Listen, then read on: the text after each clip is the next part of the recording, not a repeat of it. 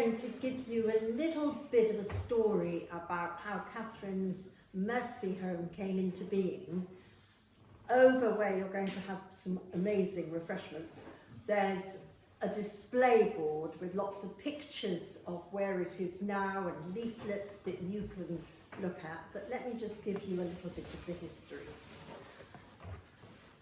Take you back to when Ben was training to be a priest in Salisbury, and one of his colleagues invited this small, very black Indian trainee priest to his house and said, would anybody like to give him a meal? So Ben and I said, yes, we will. It was quite a quiet meal because he knew no English and we knew no Tamil. But somehow we managed to converse as much as possible, and that was where we met him. Scroll on to when Ben was ordained, and first parish was up the road or down the road, I don't know, my sense of direction is actually terrible, was Micheldever. And our friend, what we'd like to call him now, from southern India, came to visit us. Had we learnt Tamil? No. Had he learnt English? Yes.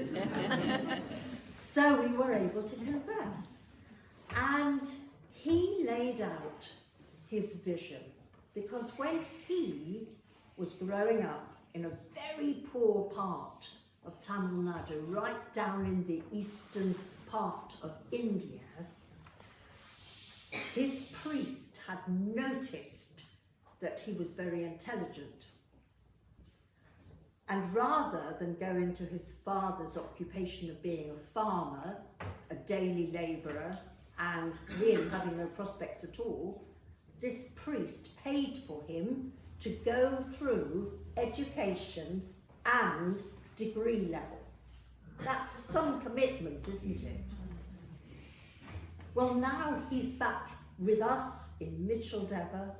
He's got his own 15 parishes, I'll tell you that. And he lays out his vision. Bit like the story of the mustard seed. You know, the smallest seed that you plant, and yet it grows into the biggest bush where the birds of the air can find a home.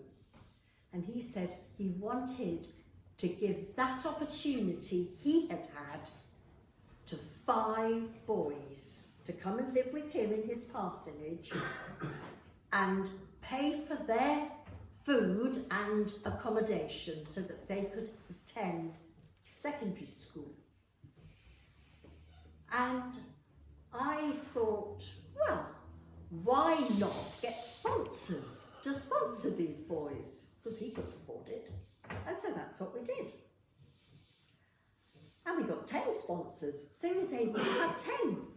Oh, didn't have enough room, so we built a school, as you do. Roll on a few years, and he comes here. Hands up those who remember him coming here. Yes, quite a few, that's right. We're staying with Liz Gilbert overnight, and she and so many others here have been great supporters of this project, because that mustard seed had grown and there were more and more children, especially girls.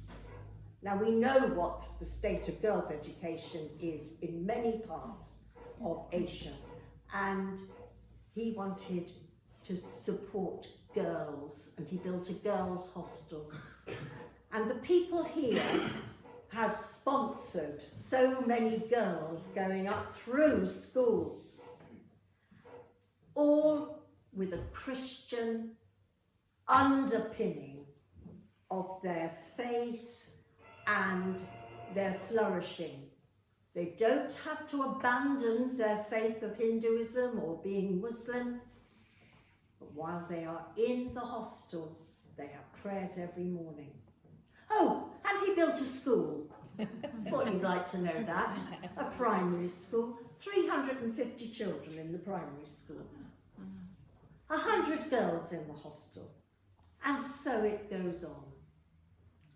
This is Kathryn Mercy Home, and we are so proud to be part of it, and we are so grateful to you, very talented people, for giving up your time tonight and allowing this project to have more support from this beautiful part of Hampshire, which has a stake in a tiny town in southeast India.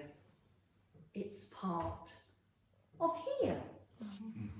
Thank you.